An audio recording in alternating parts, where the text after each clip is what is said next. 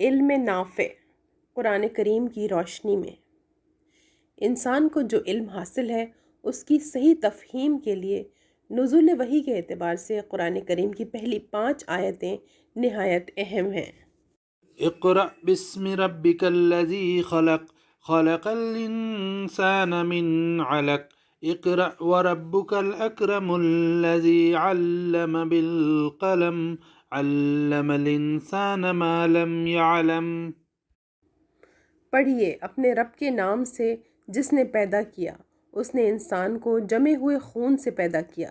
پڑھیے اور آپ کا رب بڑا کریم ہے، وہ ذات جس نے قلم کے ذریعے سے علم سکھایا، اس نے انسان کو وہ علم سکھایا جو وہ نہیں جانتا تھا۔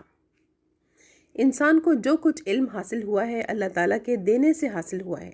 اس کی اشاعت اور ترقی کے لیے انسان جو کوششیں کرتا ہے اس کے ذرائع بھی رب کریم ہی کے عطا کردہ ہیں۔ ان میں قلم و کتابت کی معروف شکلیں اور ان کی اہمیت و افادیت کسی وضاحت کی محتاج نہیں۔ حضور اقدس صلی اللہ علیہ وسلم نے بھی وحی کی کتابت کا پورا اہتمام فرمایا، ہر موقع پر لکھنے پڑھنے کی اہمیت کو واضح کیا۔ اسی کے پیش نظر جنگ بدر کے قیدیوں سے فدیہ لینے کے معاملے میں بھی یہ طے کیا گیا کہ جس کے پاس فدیہ نہ ہو وہ مدینہ کے 10 بچوں کو لکھنا پڑھنا سکھا دے۔ جب یہ بچے اچھی طرح سیکھ جائیں تو یہی اس کا فدیہ ہوگا۔ قلم اور کتابت کی شکلیں بدلتی رہی ہیں۔ زمانہ قدیم میں جب کاغذ وغیرہ کی ایجاد نہیں ہوئی تھی، پتھر کی چٹانوں اور اس کی تختیوں پر نقش و نگار بنائے جاتے تھے اور وہی اس زمانے کی کتابت تھی۔ ظاہر ہے اس وقت کے قلم اور روشنائی کی وہ شکلیں نہیں ہو سکتیں جو کاغذ کی ایجاد کے بعد معروف ہوئیں۔ کاغذ کی ایجاد سے پہلے چمڑے یا کھجور وغیرہ کی پتیوں پر بھی کتابت ہوتی تھی۔ اسی طرح آج کل لکھنے پڑھنے کی نئی نئی ترقی یافتہ شکلیں وجود میں آ گئی ہیں اور سی ڈیز اور پین ڈرائیوز وغیرہ جیسی بہت سی صورتیں پیدا ہو گئی ہیں، اور اس فن کی ترقی کا یہ حال ہے کہ کاغذ پر لکھے ہوئے لاکھوں صفحات کو چند مربع ملی میٹر کی چھوٹی سی جگہ میں لکھ کر بخوبی محفوظ کیا جا سکتا ہے اور ضرورت کے وقت نکال کر پڑھا جا سکتا ہے یا کسی دوسری جگہ منتقل کیا جا سکتا ہے۔ قلم اور کتابت کی ان ابتدائی اور بعد کی ترقی یافتہ شکلوں کے ساتھ ساتھ ایک نہایت ترقی یافتہ قدرتی شکل رب کریم نے ہر انسان کو عطا کی ہے، اور اس قدرتی نعمت کا اکثر ہمیں احساس بھی نہیں ہوتا۔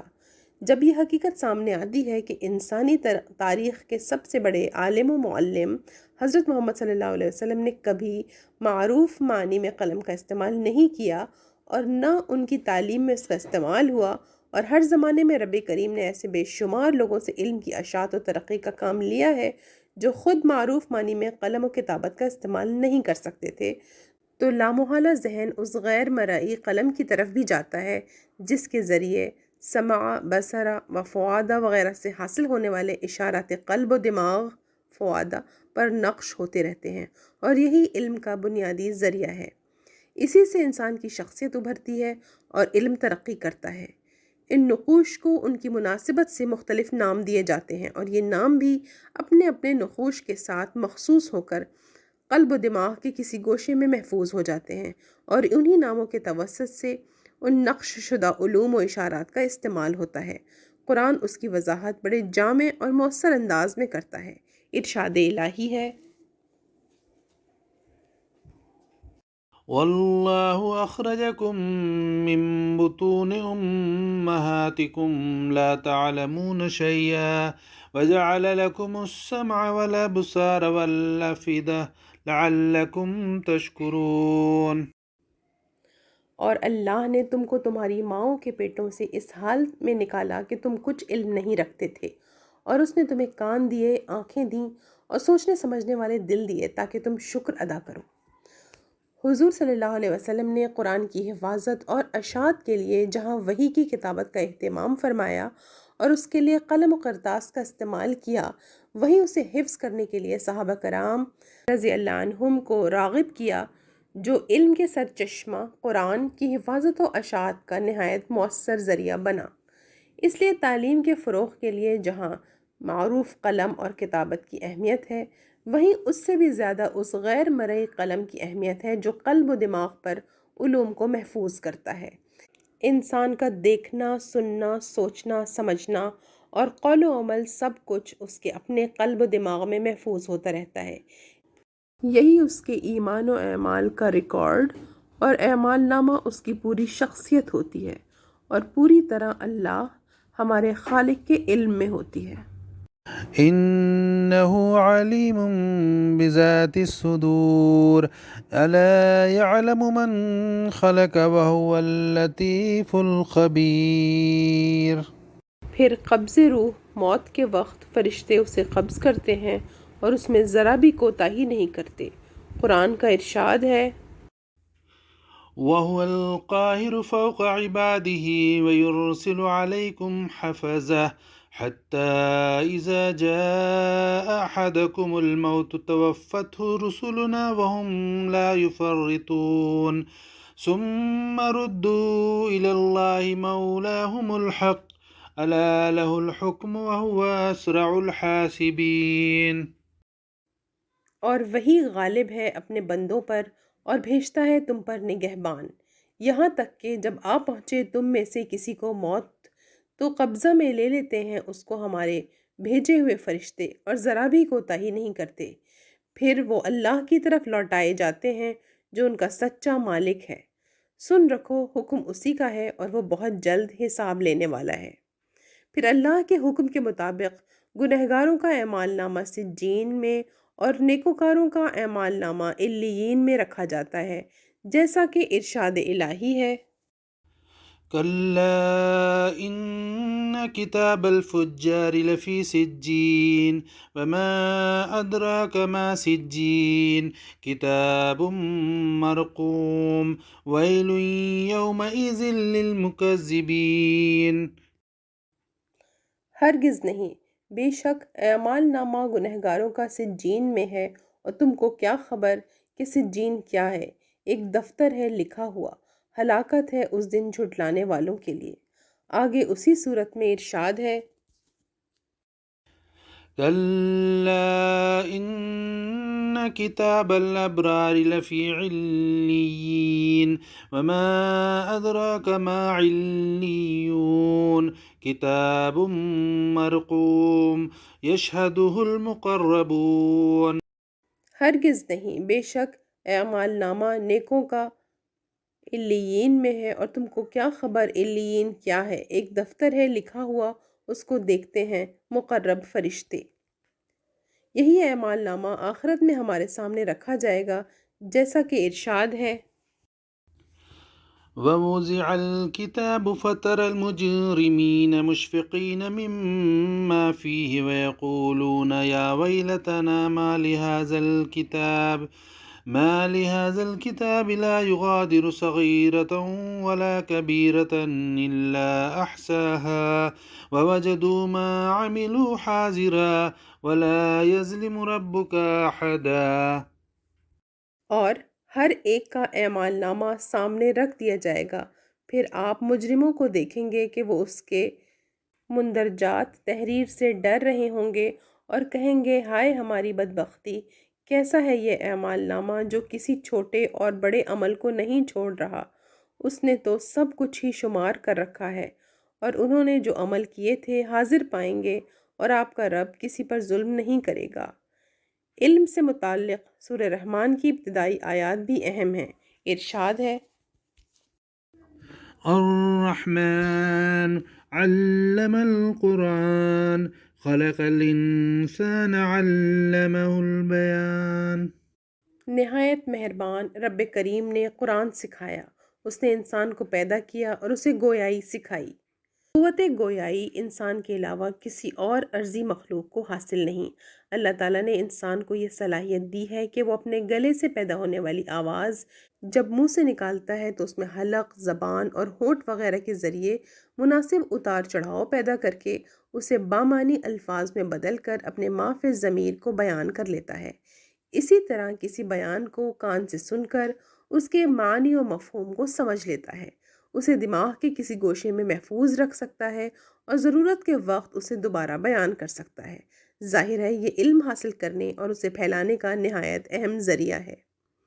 اللہ تعالیٰ نے انسان کو جو علم دیا ہے اور اسے حاصل کرنے اور پھیلانے کی جو صلاحیتیں دی ہیں، ان کا اصل مدعا یہ ہے کہ انسان اپنی زندگی کے مقصد کو پہچانے اور اللہ کے نیک اور صالح بندے کی طرح زندگی گزارے، کیونکہ اس دنیاوی زندگی کا مقصد ہی اللہ کی عطا کردہ نعمتوں میں اس کے شکر و بندگی کا امتحان ہے۔ اللہ تعالیٰ کا ارشاد ہے، الذي خلق الموت والحياة ليبلوكم أيكم أحسن عملا وهو العزيز الغفور۔ وہ جس نے موت و حیات کو پیدا کیا تاکہ وہ تمہیں آزمائے کہ تم میں سے کون عمل میں زیادہ اچھا ہے، اور وہ زبردست ہے، خوب بخشنے والا۔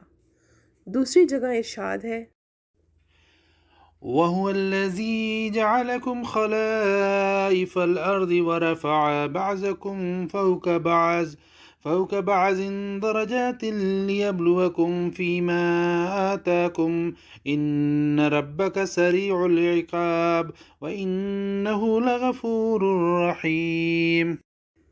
اور وہی ہے جس نے زمین میں تمہیں ایک دوسرے کا جانشین بنایا اور تم میں سے بعض کو بعض پر اونچے درجے عطا کیے تاکہ وہ تمہیں ان نعمتوں میں آزمائے جو اس نے تمہیں دیں۔ بے شک آپ کا رب جلد سزا دینے والا اور بے شک وہ بہت بخشنے والا، نہایت رحم کرنے والا ہے۔ اللہ کی عطا کردہ نعمتوں میں علم سے بڑھ کر کوئی چیز نہیں۔ علم چاہے معاشی ہو یا معاشرتی، سائنس ہو یا ادب، اگر وہ اپنے دائرے میں اللہ کی نشانیوں، آیات کی طرف رہنمائی کرتا ہے تو وہ علم نافع ہے۔ علم کا مقصد اللہ کے فضل کی تلاش اور اس کی پہچان ہے۔ اللہ تعالیٰ کا ارشاد ہے، ورحمتي وسعت كل شيء فسأكتبها للذين يتقون ويؤتون الزكاة والذين هم بآياتنا يؤمنون۔ اور میری رحمت ہر چیز پر چھائی ہوئی ہے، اور اسے میں ان لوگوں کے حق میں لکھوں گا جو نافرمانی سے پرہیز کریں گے، زکوٰۃ دیں گے اور میری آیات پر ایمان لائیں گے۔ اگر علم کے ذریعے آیات کی پہچان نہیں ہوگی تو ان آیات پر ایمان کے کیا معنی؟ يفصل الآيات لقوم يعلمون۔ اللہ تعالیٰ اپنی نشانیوں کو کھول کھول کر بیان کرتا ہے ان لوگوں کے لیے جو علم رکھتے ہیں۔ اس لیے اللہ کی رحمتوں کے سائے میں آنے کے لیے نشانیوں، آیات پر ایمان اور اس کے نتیجے میں تقوی اور احسان علم کے ذریعے ہی حاصل ہوتا ہے۔ ارشاد ربانی ہے، انما يخشى الله من عباده العلماء ان اللہ عزیز غفور۔ حقیقت یہ ہے کہ اللہ کے بندوں میں سے علم رکھنے والے ہی اس سے ڈرتے ہیں، بے شک اللہ زبردست اور درگزر فرمانے والا ہے۔ علم نافع اسی وقت ہے جب کہ انسان زمانے کے مختلف ادوار میں اور ساتھ ہی کائنات میں پھیلی ہوئی رب کریم کی نشانیوں کو ان کے اصل رنگ میں پہچانے، تاکہ اللہ تعالیٰ کی ربوبیت اور رحمت اور عدل و انصاف کے ساتھ روز آخرت پر اس کا ایمان پختہ ہو۔ یہی قرآن کی رہنمائی ہے جو سورہ الفاتحہ سے واضح ہے۔ کہیں ایسا نہ ہو کہ اس کی حالت ان لوگوں کی سی ہو جائے جن کے بارے میں ارشاد ہے، ان الذين لا يرجون لقاءنا ورضوا بالحياة الدنيا واطمأنوا بها والذين هم عن آياتنا غافلون أولئك مأواهم النار بما كانوا يكسبون۔ بے شک وہ لوگ جو ہماری ملاقات کی امید نہیں رکھتے اور وہ دنیا کی زندگی پر راضی اور اسی پر مطمئن ہیں، اور جو ہماری نشانیوں سے غافل ہیں، وہی ہیں جن کا ٹھکانہ دوزخ ہے، ان کے اعمال کی وجہ سے جو وہ کماتے تھے۔ علم جیسی عظیم نعمت جو ہر انسان کو کسی نہ کسی درجے میں حاصل ہے، اس کا کم سے کم درجہ اپنے رب کی پہچان ہے۔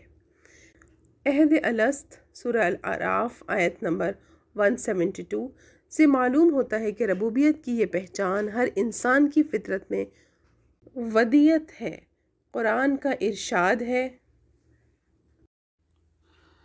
وَإِذْ أَخَذَ رَبُّكَ مِنْ بَنِي آدَمَ مِنْ ظُهُورِهِمْ ذُرِّيَّتَهُمْ وَأَشْهَدَهُمْ على أنفسهم ألست بربكم قالوا بلى شهدنا أن تقولوا يوم القيامة إنا كنا عن هذا غافلين۔ اور اے نبی لوگوں کو یاد دلاؤ وہ وقت جب آپ کے رب نے اولاد آدم کی پشتوں سے ان کی نسل کو نکالا تھا اور انہیں خود ان کے اوپر گواہ بناتے ہوئے پوچھا تھا، کیا میں تمہارا رب نہیں ہوں؟ سب نے جواب دیا، کیوں نہیں، ہم سب اس کی گواہی دیتے ہیں، اور یہ ہم نے اس لیے کیا کہیں تم لوگ قیامت کے روز یہ نہ کہہ دو ہم تو اس بات سے بے خبر تھے۔ لیکن جو لوگ اس نعمت کی ناقدری ناشکری کرتے ہیں، ایک حد تک درگزر کرنے کے بعد رب کریم ان سے یہ نعمت چھین لیتا ہے۔ قرآن کی متعدد آیات اس پر شاہد ہیں۔ ایک جگہ ارشاد ہے، كذلك يطبع الله على قلوب الذين لا يعلمون۔ اسی طرح اللہ ان لوگوں کے دلوں پر مہر لگا دیتا ہے جو علم سمجھ بوجھ سے کام نہیں لیتے۔ اسی طرح ایک دوسری جگہ ارشاد ہے، بل هو آيات بينات في صدور الذين أوتوا العلم وما يجحد بآياتنا إلا الظالمون۔ بلکہ یہ کھلی ہوئی واضح آیتیں ہیں ان لوگوں کے سینوں میں جن کو علم عطا ہوا ہے، اور ہماری آیتوں کا انکار نہیں کرتے مگر وہ جو ظالم ہیں۔ علم کے سلسلے میں رب کریم کی ساری عنایات کے باوجود بہت سے لوگ علم کو اپنا ذاتی کمال سمجھنے لگتے ہیں۔ ایسے لوگوں کے لیے ان کا علم نافع ہونے کے بجائے تباہی کا باعث بن جاتا ہے۔ اس کی ایک واضح مثال قارون کی ہے، جو حضرت موسیٰ علیہ السلام کی قوم سے تھا، لیکن اس نے شکر کے بجائے کبر و ظلم کا راستہ اختیار کیا۔ اللہ تعالیٰ نے اسے دنیاوی مال و متاع میں بہت کچھ عطا کیا تھا، لیکن وہ اسے اللہ کا عطیہ سمجھنے کے بجائے اپنا ذاتی کمال سمجھ کر اترانے لگا۔ سورہ القصص آیت نمبر 76۔ جب اس کی قوم کے صالح لوگوں نے اس سے کہا کہ وَأَحْسِن كَمَا أَحْسَنَ اللَّهُ إِلَيْكَ وَلَا تَبْغِ الْفَسَادَ فِي الْأَرْضِ إِنَّ اللَّهَ لَا يُحِبُّ الْمُفْسِدِينَ۔ جس طرح اللہ نے تم پر احسان کیا ہے تم بھی لوگوں کے ساتھ احسان کا معاملہ کرو اور زمین میں فساد نہ کرو، کیونکہ اللہ کی نعمتوں پر ناشکری فساد کا باعث بنتی ہے۔ بے شک اللہ فساد کرنے والوں کو پسند نہیں کرتا۔ اس کے باوجود اس کا جو طرز عمل تھا اس کی وضاحت قرآن مجید میں اس طرح کی گئی ہے، قال انما اوتیته على علم عندي۔ تو اس نے کہا مجھے یہ مال محض اس علم کی بنا پر دیا گیا ہے جو میرے پاس ہے۔ وہ یہ نہ سمجھ سکا کہ جو علم اسے حاصل ہے وہ اللہ ہی کا دیا ہوا ہے۔ اللہ تعالیٰ نے اس بات کو اس کی تنگ نظری اور لا علمی بتایا۔ سورہ القصص آیت نمبر 78۔ اور وہ اپنے کبر و ناشکری کی وجہ سے عذاب میں گرفتار ہوا۔ آگے آیت سورہ القصص آیت نمبر 80 میں علم والے وہ بتائے گئے جنہوں نے ایمان و عمل صالح کے نتیجے میں ملنے والے ثواب کو اصل جانا، جس کی توفیق صبر کرنے والوں کو ہی ملتی ہے۔ اس کی تائید الزمر آیت نمبر 49 سے 52 سے بھی ہوتی ہے۔ اسی طرح جو لوگ علم کو اللہ کی رضا حاصل کرنے کے بجائے نام و نمود اور شہرت کے لیے حاصل کرتے ہیں، ان کا علم بھی آخرت میں ان کی تباہی کا باعث بن جاتا ہے۔